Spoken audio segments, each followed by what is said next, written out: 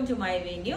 അപ്പോൾ ഇന്ന് നമ്മൾ എന്താ പറയാ ഈ ഒരു ക്രഷ്ഡ് ഓർഗൻസ് എന്ന് പറയാൻ പറ്റില്ല, ഒരു ഷിമ്മർ ലൈക്ക് ഫാബ്രിക് ആണ് കേട്ടോ. അതിനകത്തോട്ട് ഫുള്ളി ഇതേപോലെ വർക്ക് വരുന്ന ഈ ഫാബ്രിക്കിന്റെ കഴിഞ്ഞ ദിവസം 3 കളേഴ്സ് ഞാൻ ഇട്ടായിരുന്നു.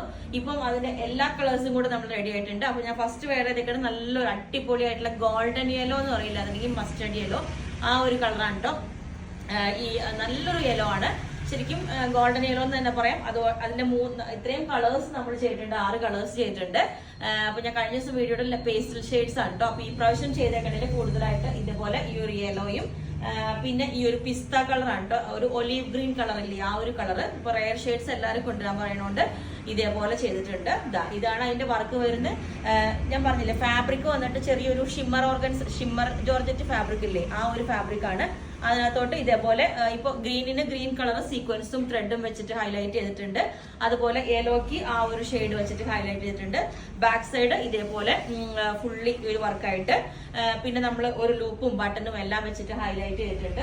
അങ്ങനെ പിന്നെ അടുത്ത കളർ വന്നിരിക്കുന്നത് ഇതുപോലെ നല്ലൊരു പീച്ച് ഷെയ്ഡാണ് കേട്ടോ. അടിപൊളിയായിട്ടുള്ള പീച്ച് ഷെയ്ഡാണ്.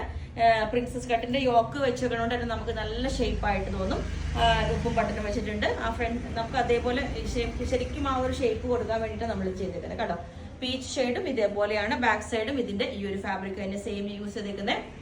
ബേബി പിങ്ക് കളറിലോട്ടാണ് അടുത്തത് വന്നേക്കുന്നത്. എല്ലാം ആ ഒരു സെയിം പാറ്റേൺ തന്നെയാണ് നമ്മൾ ചെയ്തേക്കുന്നത് കേട്ടോ. പിന്നെ വന്നേക്കുന്ന ഈ ഒരു ഇതൊക്കെ നമ്മൾ റെയർ ഷെയ്ഡ് ആണ് കേട്ടോ. ഈ ഒരു ബ്ലൂ ഒന്നും അത്ര കോമൺ അല്ല. ഇതേപോലെ ഈ ഒരു ഷെയ്ഡ് ചെയ്തിട്ടുണ്ട്. പിന്നെ ഇതുപോലെ ബേബി പിങ്ക് കളറിലോട്ട് ഇതേപോലെ ബേബി പിങ്ക് ആണ്. ബേബി പിങ്കിന്റെ തന്നെ ലൈറ്റ് പിങ്ക്, പൗഡർ പിങ്ക് എന്നൊക്കെ പോലെ ആ ഒരു ലൈറ്റ് പിങ്ക് ഷെയ്ഡ്.